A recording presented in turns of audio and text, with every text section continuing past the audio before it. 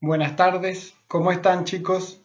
Hoy nos encontramos nuevamente en una clase de economía en primera instancia y lo que vamos a tratar de ver hoy o vamos a comenzar a ver son los primeros conceptos dentro de la economía.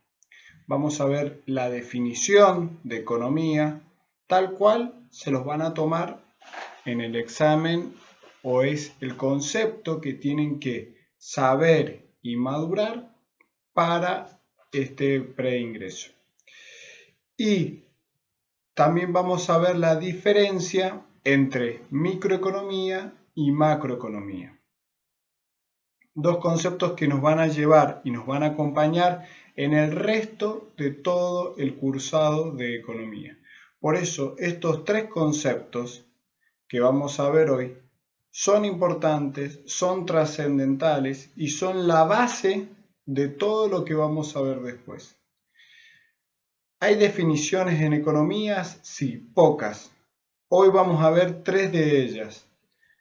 Estas definiciones, y yo lo que siempre trato de hacer, es enseñarlas por partes, es ver de una forma más esquemática los conceptos para que, si bien tienen que saber algunas palabras de memoria, lo más importante es que lo entiendan, que lo procesen y que después lo puedan definir o con sus palabras, entendiendo el concepto y sabiendo transmitirlo, o definirlo con las palabras que dice el cuadernillo, pero no textual, no aprendérselo de memoria y tener una definición y repetirla como un loro, sino que sabiéndola, entendiéndola, las puedan aplicar a distintas circunstancias o a distintos ejercicios. Un concepto correctamente aprendido no es el que yo sé completar de memoria, o tal vez, o lo más probable, es que no se los pidan de memoria, y más en estos tipos de exámenes de economía, sino que los tengan que saber interpretar, los tengan que saber entender y los tengan que saber adaptar al tipo de ejercicio que les tomen. Entonces comienza el cuadernillo, comienza la primera definición de economía. Y ustedes tienen que ver dentro del cuadernillo el tercer párrafo. ¿Sí? Dentro del tercer párrafo es la definición que ustedes tienen que saber o vamos a ir desmembrando para que ustedes la puedan entender. Dice el cuadernillo, la economía estudia la forma en que los individuos y las sociedades toman decisiones. Y antes de todo eso yo agregaría, y es algo que siempre lo puntualizo en este cursado, es que la economía es una ciencia y a su vez es una ciencia social. Y dentro de estas dos palabras, entender a ciencia como una materia exacta, ¿sí? Una materia que se estudia, y al ser social es que estudia comportamientos humanos. Estudia, analiza y ve, observa y después saca estadísticas o conclusiones sobre comportamientos humanos, comportamientos de personas, decisiones que van tomando las personas individualmente y en su conjunto, es decir, dentro de la sociedad que forman. Entonces yo agregaría a la economía es una ciencia social que estudia la forma en que los individuos y las sociedades toman decisiones. Y acá vemos dos conceptos distintos, o mejor dicho, dos acepciones. Si tuviéramos que graficarlo, es la economía, dos flechas, individuos y sociedades. Por un lado, los individuos de forma personal o individual, justamente, y después la sociedad, todo el grupo de personas que forman una sociedad, ya sea un departamento, una provincia, un país, una región. Esta sociedad que tiene características similares, toman decisiones. ¿Sobre qué? Toman decisiones sobre los recursos disponibles, es decir, lo que tienen a su alcance que pueden utilizar. Y un recurso es un recurso natural, ¿sí? Como es la tierra, como es el agua, como son los minerales, como es los cultivos. Sí, son recursos naturales, pero también pueden tener o maniobrar o utilizar recursos que no sean naturales, recursos que sean productos de la fabricación del hombre, como todo producto terminado, que vamos a ver también un poco en administración para ir relacionándolo, recursos propios que el ser humano ha transformado y los puede utilizar para un fin.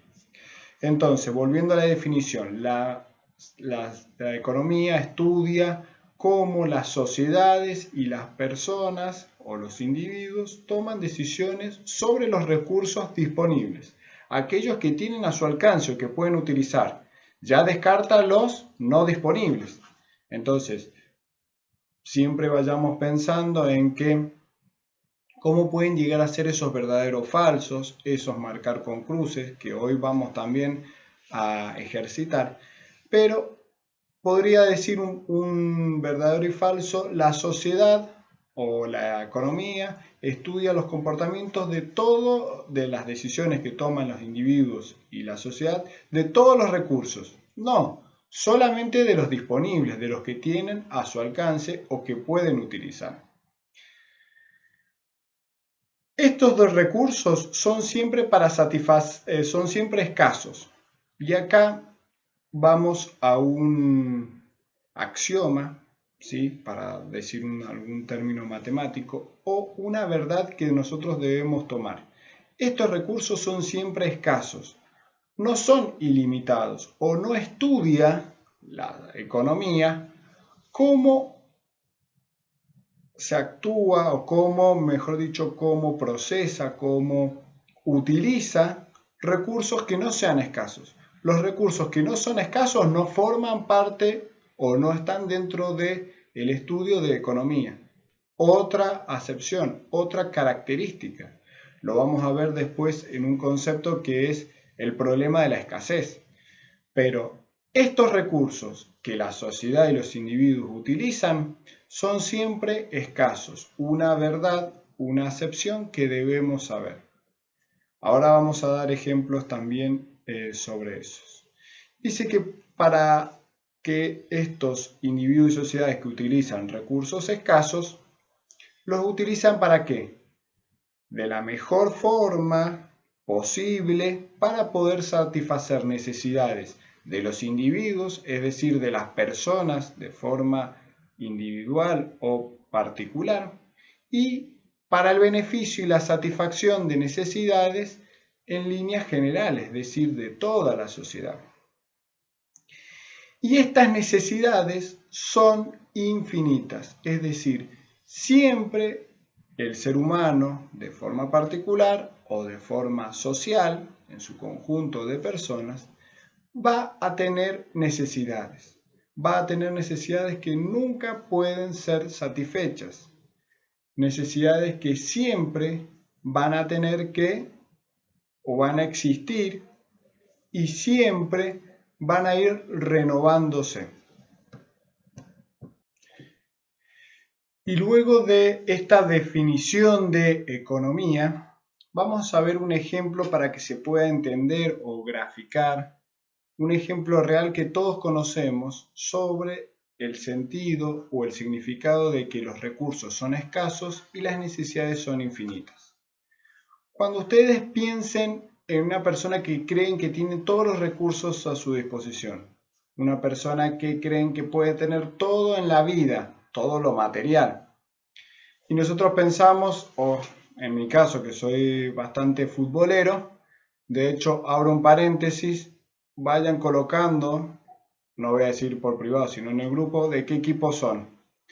El alumno o alumna que adivine y que comparta el mismo club del profesor tiene 5 puntos asegurados en todos los exámenes que van a tener conmigo. Así que a esmerarse y a ver quién comparte el club con el profe de Economía y Administración.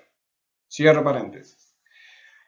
Una persona que nosotros creemos que puede tener todos los recursos a su disposición es obviamente Messi, ¿sí? Nosotros pensamos en esta persona, en este futbolista que tiene plata para sus hijos, para los nietos y capaz que para los bisnietos, con todo lo que ha ganado. Ahora, ¿esa persona tiene recursos ilimitados? ¿Él como individuo tiene todo lo que quiere en el mundo? Puede tener y puede comprar seguramente un montón de cosas, pero sus recursos en algún momento se pueden llegar a agotar. Pueden llegarse, si los utiliza de mala manera, si hace, no sé, negocios que después le incauten sus bienes, su dinero. ¿Puede comprar todo en el mundo? No. Entonces, aún una persona como Messi, que nosotros imaginamos que tiene dinero, que tiene todo a su alcance, tiene recursos limitados. ¿Puede estar en dos lugares a la vez? Tiene el recurso de la movilidad de forma limitada y a su vez es limitado porque es un solo individuo. Entonces, para que piensen que una persona aún con todo el dinero del mundo no puede tener todo lo que quiere, no puede comprar y no puede adquirir todo lo que quisiera. Entonces siempre sus recursos materiales o inmateriales son limitados. Ahora pasamos al caso de sus necesidades. Y para eso yo la teoría que utilizo, que me apoyo dentro de las un montón de teorías que existen sobre las necesidades humanas, me apoyo siempre en la teoría de la pirámide de Maslow. Seguramente en el colegio lo han visto, lo han escuchado, en alguna materia lo habrán visto, si no se las presento y la podemos ver cuando nos reunamos de forma presencial, también la podemos debatir y se las puedo graficar y seguir charlando sobre eso.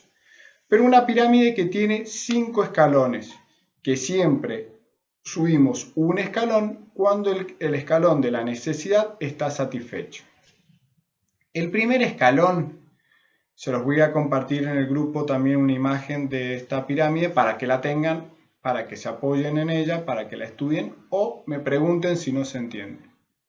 Siempre recuerden que todo lo que no entiendan, todas las preguntas que surjan, todas las consultas que quieran hacer, aprovechen las 2 horas que tenemos de clase.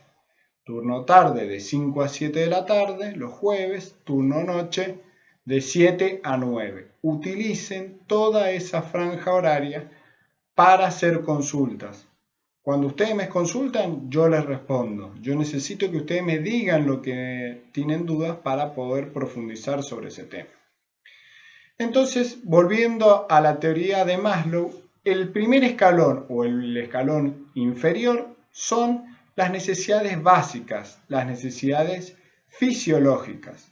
Esas necesidades fisiológicas son lo que sí o sí necesitamos satisfacer para poder vivir. Y esas necesidades son comer, esas necesidades son la vestimenta, esas necesidades son todo, vuelvo a repetir, lo que necesitamos para poder vivir. Una persona que no tiene satisfechas las necesidades fisiológicas de primer grado, fallece, muere. ¿Sí? La salud es algo muy importante también como necesidad fisiológica. Una vez que tenemos satisfecha ese primer grado o ese primer escalón de dentro de la pirámide, avanzamos al segundo escalón, que es la llamada necesidades de seguridad o necesidades de segundo grado. Estas necesidades de segundo grado son el dinero, es la casa, es la seguridad, ¿sí? La seguridad de estar bien. Esa necesidad o ese segundo escalón solo se puede estar o acceder o intentar satisfacer si las de primer grado, las fisiológicas, ya lo hice. Dicho de otro modo, si comí, bebí, tengo una casa, ¿sí? me puedo vestir, avanzo al siguiente escalón, busco un hogar, busco seguridad, busco tener mis dineros o ahorros. Esos serían los 2 primeros grados, lo que sería la primera franja dentro de la pirámide de Maslow. El tercer grado o el tercer escalón dentro de estas necesidades son las necesidades de afecto, ¿sí? O de reconocimiento, también llamadas necesidades sociales. Si yo ya tengo satisfechas las necesidades anteriores, puedo o busco esas necesidades de llevarme bien con los demás, de encontrarme y tener buenas relaciones con las demás personas, de ser reconocido o mejor dicho, de tener buen afecto y buenas relaciones interpersonales. Esas necesidades sociales llamadas, o mejor dicho, que buscan esa buena relación con las demás personas, serían el tercer grado o el tercer escalón dentro de esta pirámide de Maslow. Luego pasamos al cuarto escalón que se llama el de reconocimiento, ¿sí? Esta etapa es cuando nosotros buscamos no solamente llevarnos bien con los demás, sino que nos reconozcan nuestros propios éxitos, nuestros propios logros. Este reconocimiento ya es un nivel elevado dentro de las necesidades. Pocas personas, o mejor dicho, las que pueden superar los tres primeros escalones, que son el común dentro de estas necesidades infinitas, encontramos la parte del reconocimiento por los demás de nuestros éxitos, la confianza, el éxito, ¿sí? Buscamos lograr nuestros objetivos y este sería el cuarto escalón dentro de la pirámide de Maslow.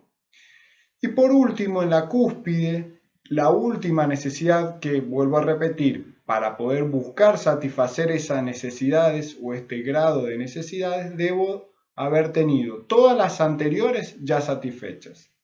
Este último grado es el de autorrealización, es el del logro de nuestros objetivos más profundos dentro de nuestra vida. Nosotros queríamos ser contadores, como ustedes lo quieren ser, administradores, licenciados en economía.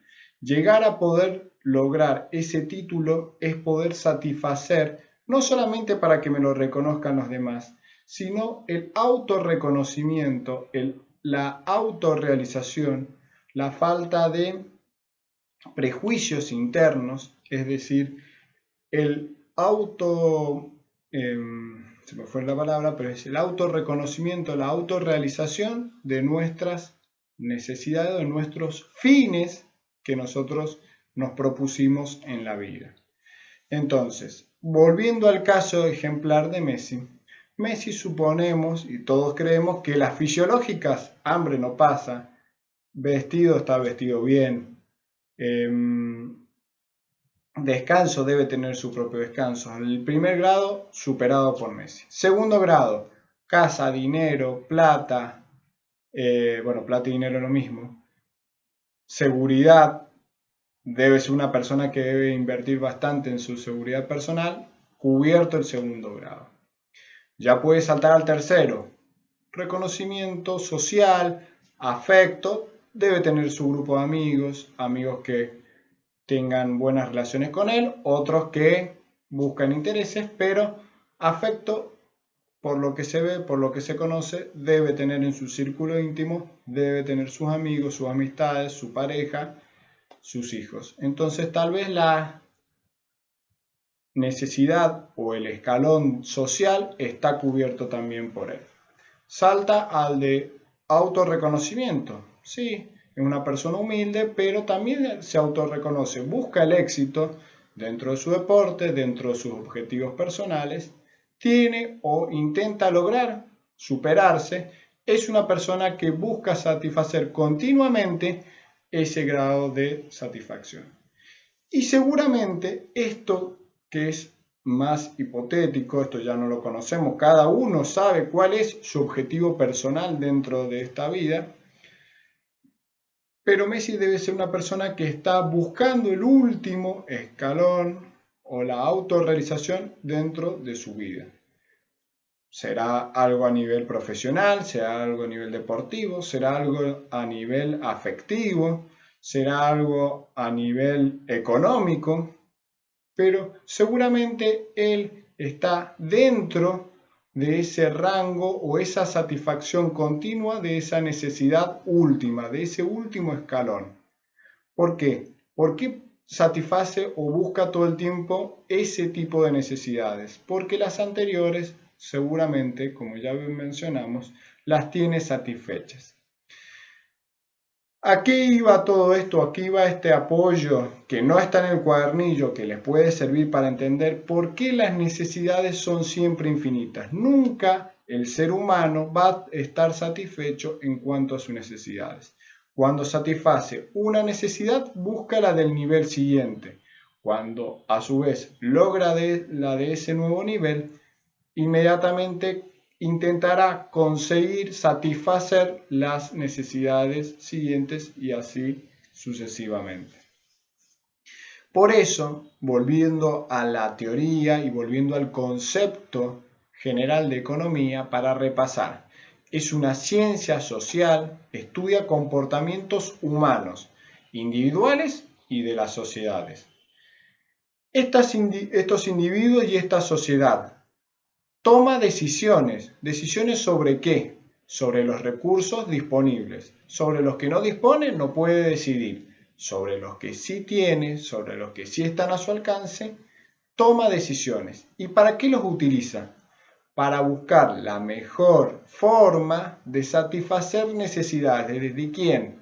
De esos individuos o de la sociedad en su conjunto, y a su vez satisface estas necesidades que son siempre infinitas. Entonces, recursos escasos, necesidades infinitas, dos conceptos que tienen que saber, que siempre se los pueden preguntar, ya que al ser exámenes que seguramente no les pidan mucho desarrollo, estas definiciones las tienen que saber, o estos conceptos así desmembrados los tienen que saber, porque les pueden poner algún verdadero y falso, algún marcar la opción correcta, y deben saber adaptarlo a esta definición. Si queda alguna duda sobre la definición de economía, si hay alguna parte que no entendieron sobre la teoría de Maslow o sobre los recursos escasos o de la definición en sí, tercer párrafo está la definición. Y si no, si les quedan dudas, me lo consultan en el horario de clase. Ahora pasamos a dos conceptos distintos que son microeconomía y macroeconomía. ¿Por qué son dos conceptos que nos van a acompañar a lo largo de todo el cursado? Porque, como ya les había mencionado algo en la clase pasada, vamos a ver que la unidad 2 de economía es microeconomía y la unidad 3 de este cursado es macroeconomía. En la unidad 1 solo vemos la definición, vemos el concepto y sobre todo van a tener que saber diferenciar cuándo es microeconomía y cuándo es macroeconomía. Habla de microeconomía el cuadernillo cuando ve que utiliza o estudia el comportamiento de unidades de economía o unidades domésticas. ¿Sí? Habla, para decir específicamente, quería decir la palabra, sí, dice unidades económicas o economías domésticas. La economía o la microeconomía habla sobre las familias o estudia sobre el comportamiento de las empresas, estudia un mercado en sí. Entonces, cuando nosotros vemos, dice el cuadernillo, el precio del pan, cómo sube el precio de la nafta, cuando nosotros vemos el comportamiento de la demanda de uva, cuando nosotros vemos el salario de los trabajadores de comercio, el convenio colectivo de un específico de un grupo de trabajadores, ¿sí? Cuando vemos el gremio de los docentes, son todos conceptos microeconómicos. ¿Por qué? Porque no vemos algo que afecte a la economía en general, sino que vemos una unidad económica, una economía doméstica, factor que afecta a un grupo de individuos, no a todo el país, no a toda la región. Entonces, microeconomía es aquellos factores, aquellos comportamientos que afectan a un grupo determinado de personas. La nafta, digamos, afecta al común de la gente. Todos cargamos nafta, todos cargamos, ya sea individuos, consumidores finales o las empresas o el transporte. Todos nos va a afectar la nafta. Ahora, es un factor dentro de un comportamiento dentro de la economía. ¿Y por qué siempre repito esta palabra dentro? Porque es algo específico que afecta a todos, ¿sí? Pero es un solo factor. Entonces, eso siempre va a ser microeconómico. Estamos analizando un solo mercado, la oferta y la demanda, cuando lo veamos en la unidad número 2, la oferta y la demanda de un factor específico, la nafta. Vamos a ver cómo se comporta el mercado de la nafta ante la suba del precio de este producto. Disminuye la demanda, aumenta la demanda de equilibrio, hay un exceso de demanda, exceso de oferta. Son todos conceptos que lo vamos a estudiar en la unidad número 2. Muy importante que estudien, que sepan diferenciar lo que es micro de macro. ¿Qué estudia la macroeconomía? ¿O cuándo un suceso o un comportamiento pertenece a la macroeconomía? La macroeconomía es cuando afecta en sí a toda la economía o a toda la sociedad en su conjunto. Y esa palabra la vamos a repetir muchas veces porque es así. Estudia o mejor dicho, afecta a la economía en general. Afecta a todo lo que rodea a la sociedad. O mejor dicho, si hay una suba general en el nivel de los precios, es decir, hay inflación, esa inflación afecta a toda la economía, a todo un país. Y acá hay un concepto importante que me gusta recalcarlo, que la macroeconomía no es cuando afecta a un país específico, puede ser un concepto macroeconómico de Mendoza, es decir, afecta a toda la región de esta provincia. Puede ser un factor macroeconómico de un departamento, la inflación que hubo en Godoy Cruz, pero no afecta a un trabajador dentro de un grupo o de una empresa o de un sector dentro del departamento. No, afecta al departamento en general. Existe desempleo en San Rafael.